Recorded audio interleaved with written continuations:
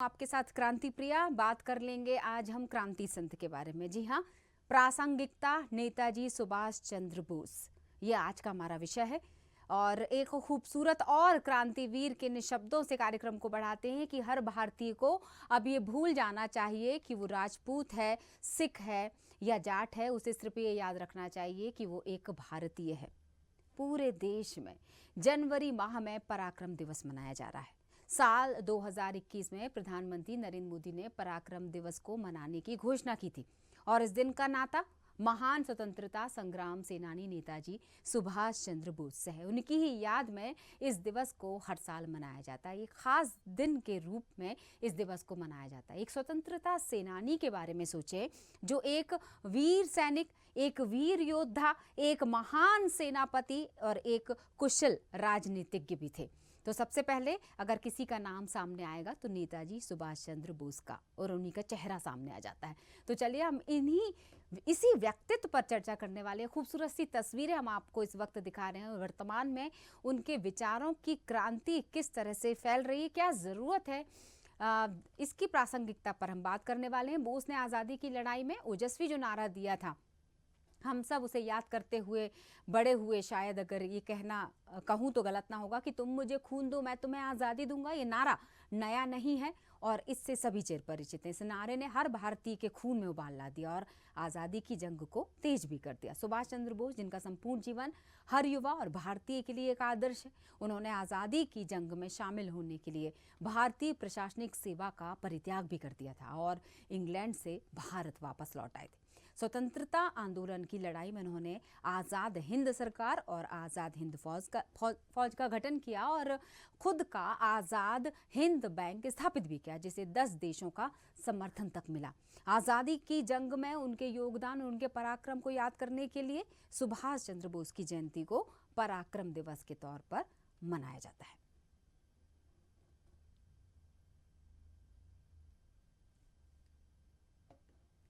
और इस विषय पर चर्चा करने के लिए हमने जिस विशेष अतिथि को अपने स्टूडियो में आमंत्रित किया है, वो हमारे साथ हालांकि स्टूडियो से जुड़ेंगे लेकिन स्काइप के जरिए, और हम उनसे चर्चा करेंगे इस महान स्वतंत्रता संग्राम के एक ऐसे व्यक्तित्व के बारे में जिनके व्यक्तित्व पर क्रांति संत किताब लिखी गई।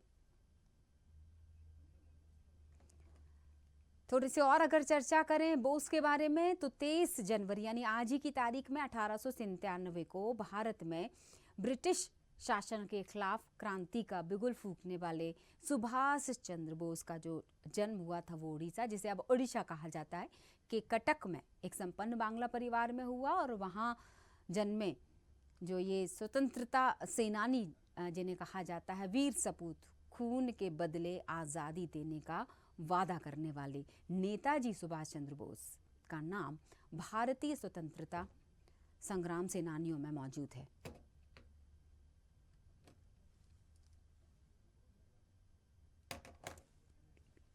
और चलिए अब हम चर्चा करते हैं बिना देर किए, बिना समय गंवाए, क्योंकि समय सबसे बड़ी ताकत भी है और सबसे बड़ा धन भी। हमारे साथ डॉक्टर सुधीर आज़ाद साहब जुड़ चुके हैं, जाने माने लेखक, जाने माने फिल्मकार। बहुत बहुत स्वागत है सर आपका। बहुत बहुत शुक्रिया सर। क्या कहना चाहेंगे? सबसे पहले तो मैं ये अगर शुरुआत में कुछ ऐसी पंक्तियों से जिनका परिचय कराते हुए आप इस वीर सपूत के बारे में बातचीत को आगे बढ़ाना चाहें। हाँ वाकई, और इससे बेहतरीन शुरुआत भी नहीं हो सकती जब हम नेताजी सुभाष चंद्र बोस की बात कर रहे हैं। तो मैं 4 पंक्तियां आपको सुनाता हूँ और आप महसूस करेंगे कि वाकई किरदार क्या है, हकीकत क्या है, आज क्या है, राष्ट्र परिप्रेक्ष्य में क्या है। लेकिन मैंने लिखा था कि कोई कैसे लिखेगा मिली है आत्माओं को प्रताड़नाएं कैसे, कोई कैसे लिखेगा मिली है आत्माओं को प्रताड़नाएं कैसे, लिखावटों में इनका जीवन खिलता हुआ मधुमास लिखा जाता है। वाह। और वो कोई और है जिन पर इतिहास लिखा जाता है। क्या बात वो है। कोई और है जिन पे इतिहास लिखा जाता है। नेताजी सुभाष चंद्र बोस वो हैं जिन पर इतिहास लिखा जाता है। क्या बात है, बिल्कुल सही बात है सर। क्या कहेंगे? हमारा विषय है प्रासंगिकता, इस शब्द को आप थोड़ा सा व्याख्या अगर इस शब्द की करते हुए और क्रांति संत को जोड़कर अगर आप बताएं उनके विचारों की क्रांति। देखिए, सबसे पहले ये जो शब्द बहुत खूबसूरत शब्द है, क्रांति संत। मुझे अच्छा लगा कि आपने इस शब्द का प्रयोग किया, क्योंकि संतत्व एक साधना से आता है। हम्म, क्रांति भावभूमि और विचार भूमि में पोषित होती है, बढ़ती है। तो एक शख्स जिसने क्रांति की साधना की है, वो क्रांति संत है। तो ये तो क्रांति संत हुए। दूसरी चीज की आपने जिक्र किया कि प्रासंगिकता। हाँ, सबसे पहले तो मैं अपनी बात कहने से पहले ये बात जरूर कहूंगा कि आपके चैनल को शुभकामनाएं कि आज के दिन इस शब्द के साथ आप बात कर रहे हैं। हाँ, प्रासंगिकता के मायने है कि आज नेताजी सुभाष चंद्र बोस आज के परिप्रेक्ष्य में, आज के राष्ट्र में, आज की परिस्थितियों में, परिवेश में, वातावरण में कितने प्रासंगिक हैं। उनके मूल्य, उनके विचार, उनके आदर्श, उनका कृतित्व, उनका व्यक्तित्व, ये सब आज कितना प्रासंगिक है। और जब हम ये कहते हैं, ये सोचते हैं, ये प्रश्न हमारे जहन में आता है, तो इसका मायना ये है कि आज वो उतने ही प्रासंगिक हैं जितने कल थे। बिल्कुल सही। मैं तो ये मानता हूं कि आज उनकी प्रासंगिकता कल से ज्यादा है। अच्छा, बिल्कुल। तो अब मैं दर्शकों को बता ही देती हूँ कि क्रांति संत लिखने वाले, ये शब्द जो बार बार इस्तेमाल इसलिए भी किया जा रहा है, इसको कोट कर देते हैं कि ये शब्द इनकी किताब की दरअसल कवर पेज का शब्द, या ये कहा जाए कि किताब का नाम है क्रांति संत। जिन्होंने सुभाष चंद्र बोस पर किताब लिखी है, वो शख्स हमारे साथ जुड़े हुए हैं और आज हम उसी शख्सियत पर बात कर रहे हैं जिसका नाम है सुभाष चंद्र बोस। शख्सियत शब्द यूज़ किया, और बहुत सारी उनकी अगर हम विचारों की बात करें तो अन्याय को ना सहने वाले व्यक्ति, शायद बहुत उपलब्धियों को ना अर्जित करने की आकांक्षा वाले, क्योंकि सिविल सर्विस की जगह अगर मैं बात करूँ, एक बहुत बड़ी उपलब्धि उस दौर में भी बहुत बड़ी उपलब्धि थी और इस दौर में भी है। क्या कहेंगे? ये वाकई सही है, और मुझे ऐसा लगता है कि छोड़ हो सकता है जिसके पास कुछ होता है, एक चीज तो ये है। हाँ, है ना? लेकिन हमारा देश बड़ा आई एम सॉरी, मैं थोड़ा सा नहीं, ओके सर। देखिए, हमारे देश में नेताजी से पहले दो बहुत बड़े लोग हुए हैं, एक बुद्ध और एक कबीर। बुद्ध के पास सब कुछ था। हाँ, पूरा राजमहल छोड़ के वो चले गए और बुद्धत्व पा लिया। कबीर के पास कुछ नहीं था, वो समाज में रहे और बुद्धत्व पा लिया। नेताजी इन दोनों का समुच्चय है। उनके पास सब कुछ था भी, और जब सब था तब छोड़ दिया, और जब कुछ नहीं था तब उसके बाद आगे बढ़ गए। तो एक ऐसे समय जब वो एक सबसे बड़ी परीक्षा को उत्तीर्ण कर राजाओं जैसी जिंदगी जी सकते थे, राष्ट्र वेदना को समझकर, उसकी संवेदना से जुड़कर, राष्ट्र की पराधीनता को राष्ट्र को पराधीनता से मुक्त करने का एकमेव लक्ष्य लेकर वो आगे निकल गए।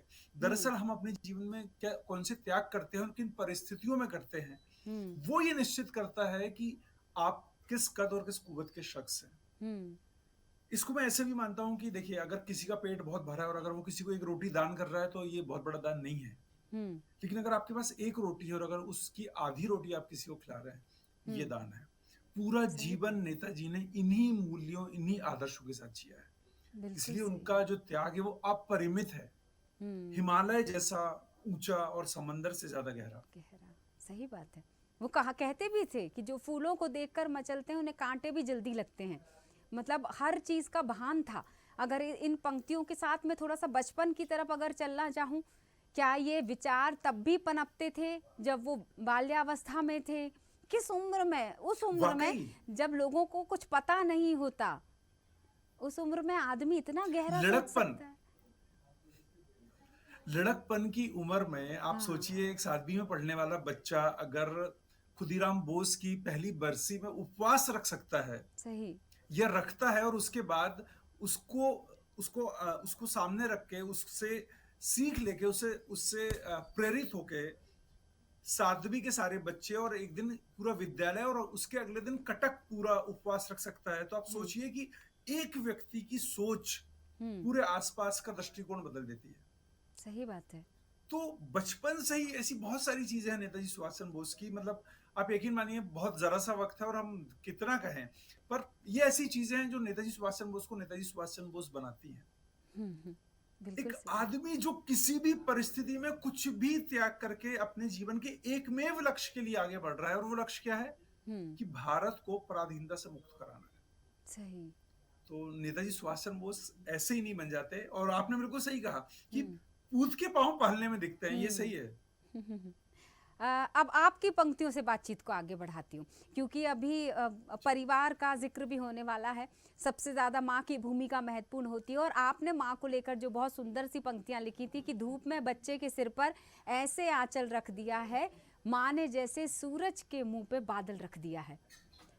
क्या माता पिता, खास तौर से जो माँ के बहुत नज़दीक होते हैं बच्चे, अगर उन पर किसी परिवार के सदस्य के प्रभाव की बात की जाए, तो क्या वो माँ के बेहद नज़दीक थे? क्योंकि संस्कारों को पल्लवित और पोषित करने का काम एक माँ ही करती है। बिल्कुल, मैं माँ से भी बढ़ के कहता हूं कि नारी का कोई भी स्वरूप हो, अगर वो आपकी बड़ी बहन भी है ना। देखिए, मुझे मुंशी प्रेमचंद का कथन याद आ गया आपकी बात सुन के। आप जानती है, मुंशी प्रेमचंद जी कहते हैं कि एक पुरुष में यदि नारी का एक भी गुण आ जाए, त्याग, प्रेम, दया, समर्पण, एक भी गुण अगर एक नारी का एक पुरुष में आ जाए तो वो संत हो जाता है। और अगर पुरुष का एक भी गुण नारी में आ गया तो जमाना उसको बहुत बुरी तरह से बुलाने लगता है। वो शब्द मैं नहीं बोलना चाहता यहाँ एक्चुअली। नहीं, बिल्कुल। तो आप सोचिए कि नारी का वो स्थान है समाज में, तो डेफिनेटली नेताजी सुभाष चंद्र बोस के अंदर जो आस्था आई, जो समर्पण आया, जो विश्वास आया, जो त्याग करने की भावना आई, ये सारे गुण वो थे जो उनकी माँ से उनको मिले। हाँ। और वो अपनी माँ को, मतलब मैं एक छोटा सा किस्सा सुनाता हूँ आपको कि उनकी माँ कितना ज्यादा कई बार इस बात से भयभीत भी होती थी कि इतना छोटा और कितनी बड़ी बातें करता है। हाँ। एक बार एक अंग्रेजी स्कूल में एक वेपिसिस्ट मिशन, ऐसा कुछ नाम था, मैं थोड़ा सा भूल रहा हूँ। उस विद्यालय में पढ़ते थे वो। एक अंग्रेज बच्चे ने, 3-4 अंग्रेज बच्चों ने उनको बुली किया, उनको बुरी तरीके से बोला कि यू इंडियंस, और उन्होंने लड़ाई की, उनको खरोंच लग गई। नेताजी ने उनको बहुत मारा। और जब वो घर गए तो उनके खून बह रहा था उनके शरीर से। तो माँ ने कहा कि अरे बेटा ये क्या हो गया, और जल्दी जल्दी लेप लगाया। सोचिए उस बच्चे ने जवाब दिया कि माँ ये तो खून मेरी त्वचा से, मेरे तन से बह रहा है, लेकिन भारत माता की आत्मा से जो लहू बह रहा है उसका क्या। बाप रे।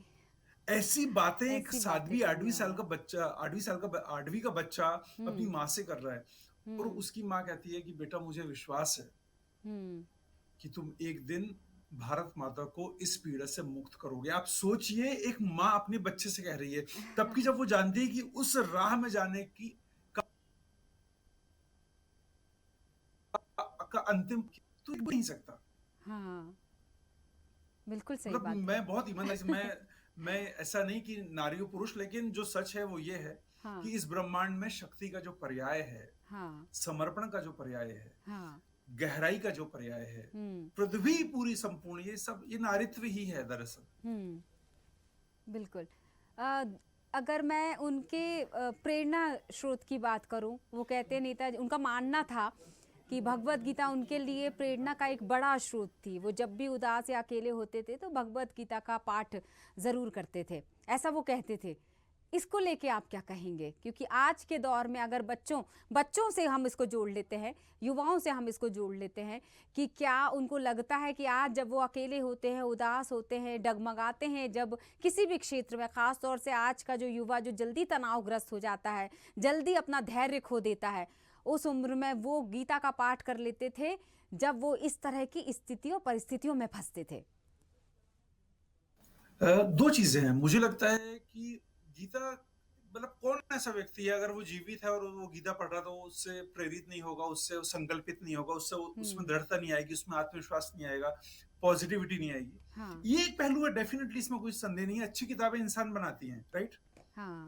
लेकिन सबसे इंपॉर्टेंट क्या है पता है, जो आपने पहले जिक्र किया था कि उनके आसपास परिवार था, उनके पिता, उनकी माँ, उनके संस्कार, उनका समय उनके साथ था।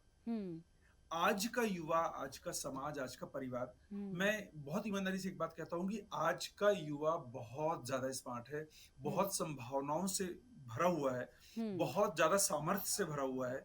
ये जो नकारात्मकता या जो आत्मकेंद्रण है या किसी भी किस्म की तनावग्रस्त होने वाली स्थिति है, इसका कारण है व्यक्ति का अपने परिवार से दूर होना, व्यक्ति का ऐसे लोगों से दूर होना जो उसका मूल्यांकन ना करें, उसे समझें, उसकी हार, उसकी जीत, उसकी कामयाबी, उसकी नाकामयाबी, उसके उसके सुख, उसके दुख, उसके उजाले, उसके कालेपन, सबके साथ उसको स्वीकार करें।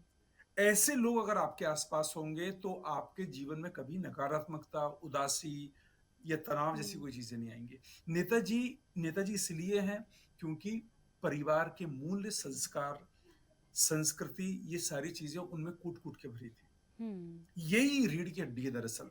और जब हम बात करते हैं ना कि आज के बच्चे, आज का युवा, तो आप देखिए ना, कल का समाज, आज का समाज, तो बुनियादी तौर पर आज का सच ये है कि हमें बच्चों को वक्त देना पड़ेगा, उन बच्चों के सामने ऐसे आदर्श रखने पड़ेंगे जो वाकई उन्हें प्रेरित करें, उनका पथ बने, उनका पाथेय बने, उनका मार्गदर्शन करें।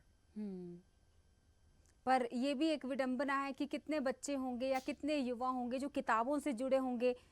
अगर उन्हीं की बात ले लेते हैं हम आगे बढ़ाते हुए कि वो खुद नेताजी स्वामी विवेकानंद जी के व्यक्तित्व और उनकी बातों से प्रभावित थे, लेकिन आज के बच्चे किस दौर की तरफ बढ़ रहे हैं, क्या वो नेताजी को समझ पाए, क्या वो समझने की कोशिश कर रहे हैं? ऐसे वीर, क्रांति वीरों को ये इसका जवाब तो आप ही के पास होगा।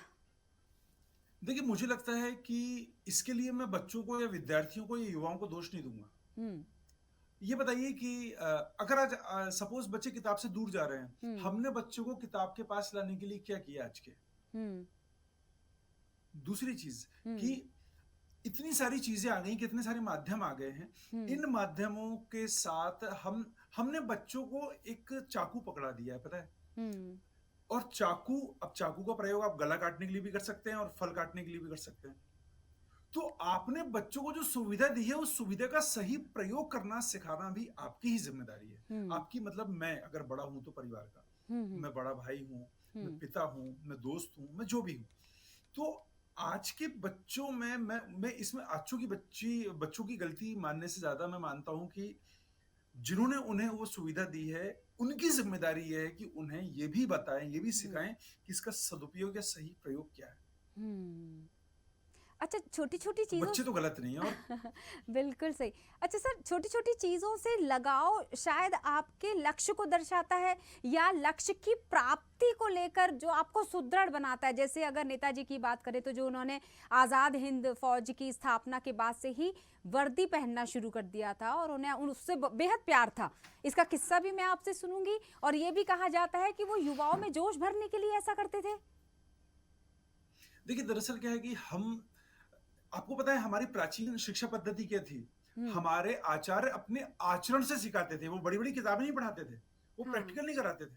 मतलब प्रैक्टिकल मींस की लैब में बैठ के प्रैक्टिकल नहीं कराते थे, वो जिंदगी की लैब में प्रैक्टिकल कराते थे।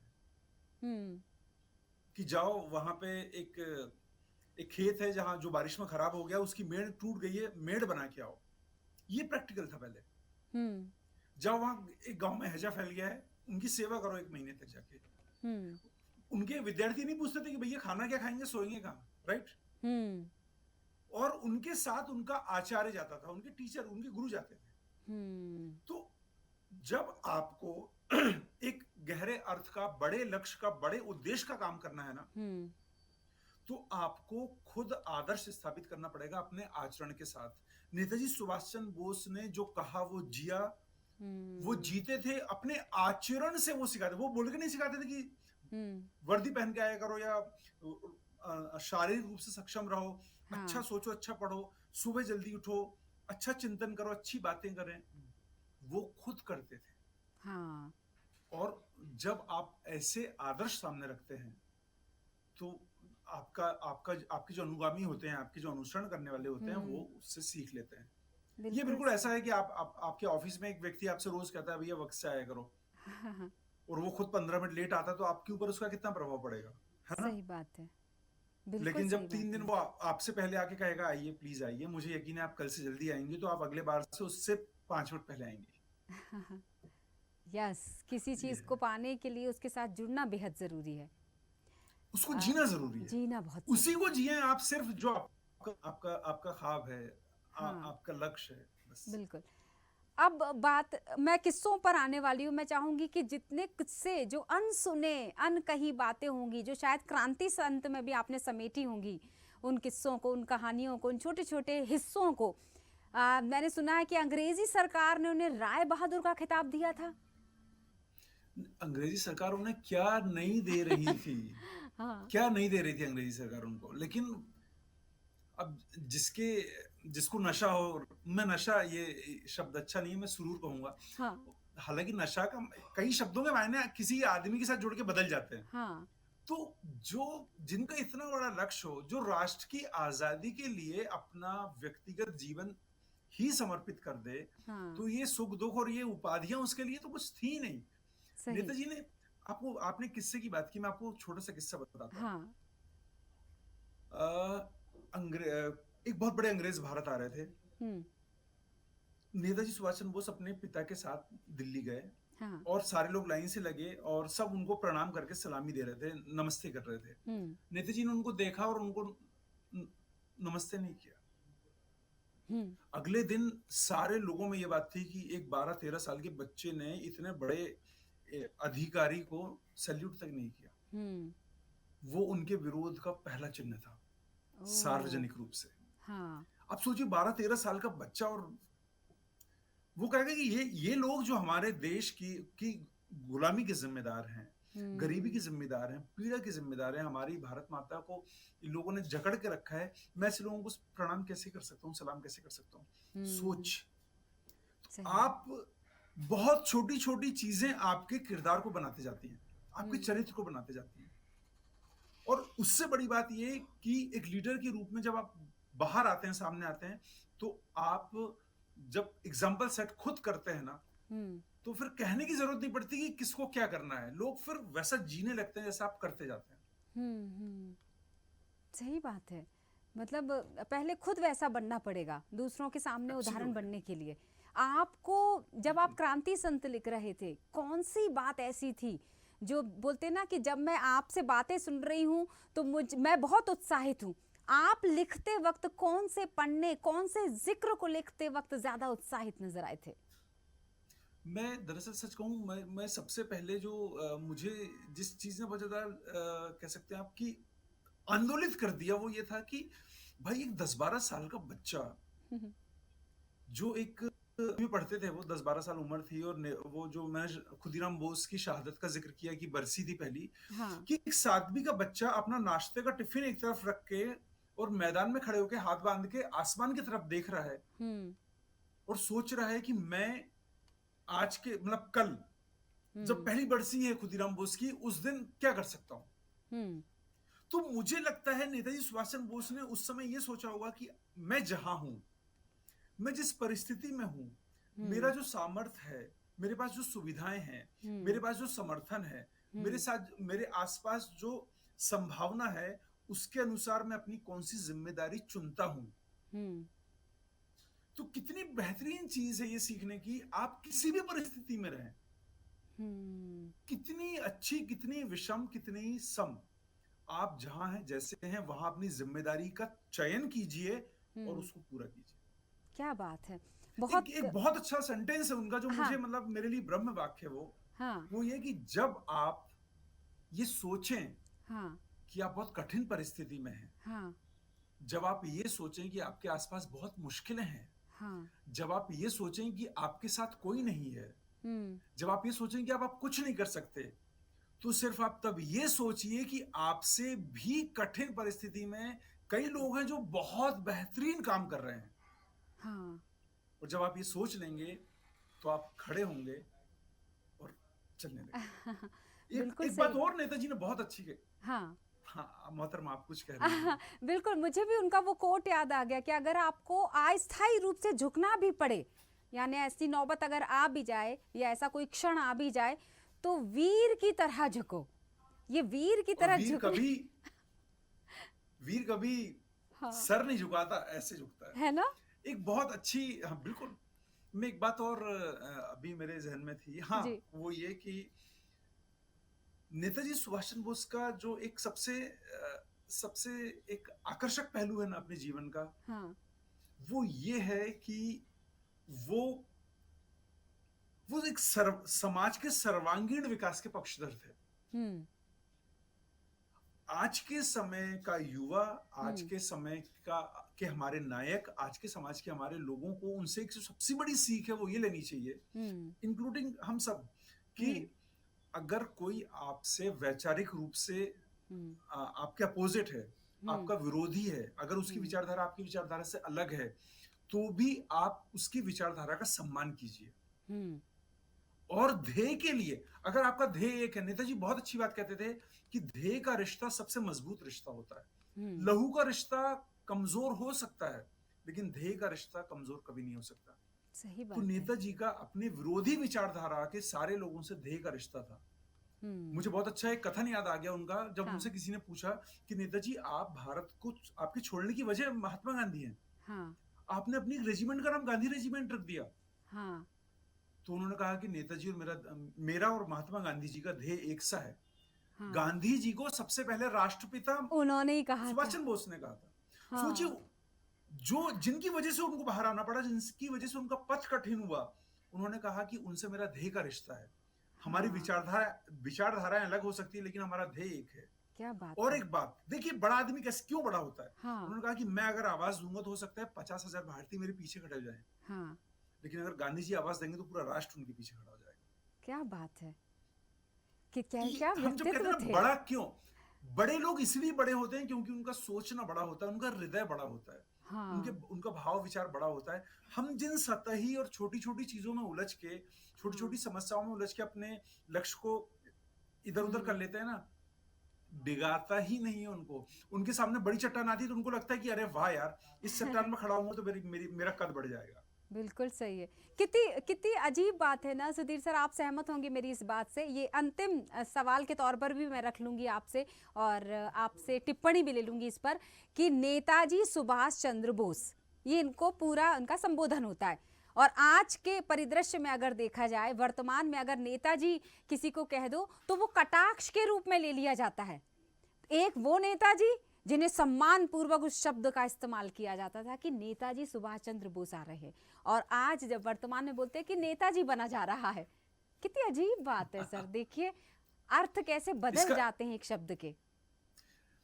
कई व्यक्ति कई व्यक्तियों का कृतित्व और उनका कर्म इतना बड़ा होता है कि उनके हम्म, आसपास के शब्द भी पुनीत हो जाते हैं, सही। पुण्य हो जाते हैं। आप आप आप राम कहिए, आप हम्म, कृष्ण कहिए, हम्म, आप ऐसे सारे नाम कहिए, हम्म, सारे हमारे ऐसे लोग जिन्होंने हमें रास्ता दिखाया है, सारे धर्मों के लोग, आप किसी का नाम लीजिए, आपका आपके मन में आस्था आएगी, हम्म, क्योंकि वो उनके नाम है, उनके आसपास जुड़े हुए नामों से। अब हम्म, नेताजी सुभाष चंद्र बोस, आप यकीन मानिए, आप किसी को आज नेताजी कहेंगे ना, आपके जहन में दो बात आएंगी कि ये वो तो नहीं है, हाँ, हाँ, और ये जो है ये हमें पता है। हाँ, क्योंकि क्योंकि इसका आचरण कुछ और है, हाँ, इसका जीना कुछ और है, ये कह कुछ और रहा है, ये कर कुछ और रहा है। वो नेताजी वो थे, और वो हम्म। विश्व नायक थे। ये तो आजकल हर मोहल्ले में 5 नेताजी हैं। बिल्कुल सही बात है, लेकिन असल मायने में नेताजी तो एक ही थे। सर बहुत अच्छा अद्भुत, लगा अद्भुत। आपसे बात करके, और आपसे बात कर मैं पंक्तियां सुन लेती हूँ अंत में, मुझे लगता है मैं बोलूं बेहतर होगा कि एक सही शख्स एक सही मौके पर सही व्यक्ति के लिए कहने के लिए मौजूद है हमारे साथ।